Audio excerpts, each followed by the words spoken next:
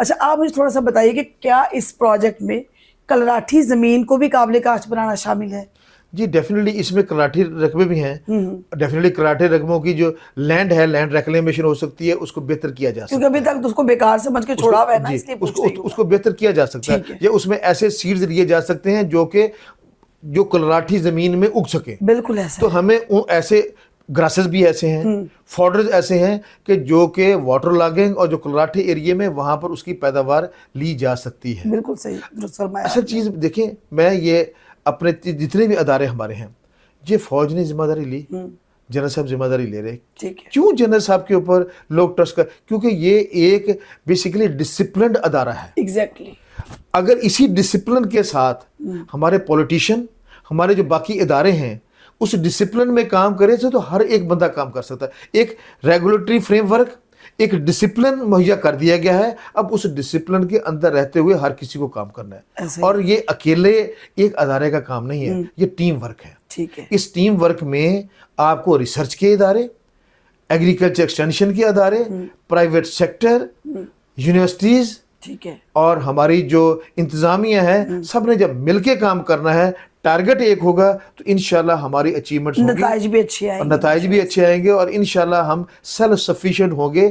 اپنی فوڈ کے لیے بھی، فوڈ سیکورٹی کا ہمارا اپنا مسئلہ بھی حل ہوگا، اور ہم فوڈ سیکورٹی کا جو ایشو دنیا میں آنے جا رہا ہے ہم اس کو بھی اوورکم کر سکیں گے. کیونکہ اس وقت اگر پاکستان کی آبادی 242 ملین لوگ ہیں، جو کہ 2050 تک یہ 400 ملین سے زیادہ ہو جانی ہے. تو پاکستان کی پاپولیشن بھی بڑھ رہی ہے، دنیا کی بھی بڑھ رہی ہے. تو ڈیفینیٹلی فوڈ سیکورٹی کا ایشوز ہے. ایشو تو ہے. تو جب فوڈ سیکورٹی ایشو ہوگی تو ڈیفینیٹلی ہمیں ورٹیکل ییلڈ کی طرف جانا ہے، ہمیں کلٹیویشن اور بڑھانی ہے. تو یہ پاکستان کے پاس ایک بہت بڑی اپرچونٹی ہے کہ پاکستان ایگریکلچر سیکٹر کے اوپر انویسٹ کر کے، ایگریکلچر سیکٹر میں ریولیوشنری چینجز لا کر، ایگریکلچر کے ریسرچ اینڈ ڈیولپمنٹ کے انفراسٹرکچر کو بہتر کر کے، ایگریکلچر میں انوویشن لا کر ہم اپنی فی ایکڑ پیداوار بڑھا سکتے ہیں. آپ کو لگتا ہے خوراک میں خود کفالت کا خواب پورا ہو جائے گا انشاءاللہ؟ ہمارے اس سال دیکھیں کہ گندم کا ریٹ اچھا ملا، اور اس وقت جو گندم ہے گورنمنٹ کا ریٹ 3900 روپے ہے، جبکہ لوکل مارکیٹ میں گندم 3400 سے 3500 روپے میں بک رہی ہے. کیونکہ گندم وافر ہے، ریسٹرکشن بھی کوئی نہیں ہے، تو یہ اوپن ہو گیا.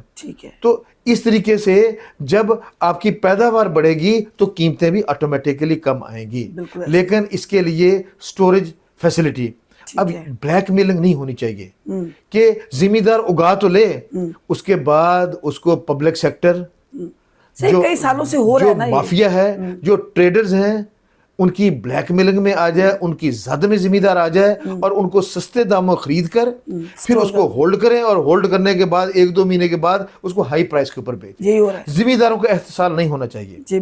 تو یہ گورنمنٹ کا کام ہے کہ گورنمنٹ اس کے اوپر اپنی ایک آئیز رکھیں.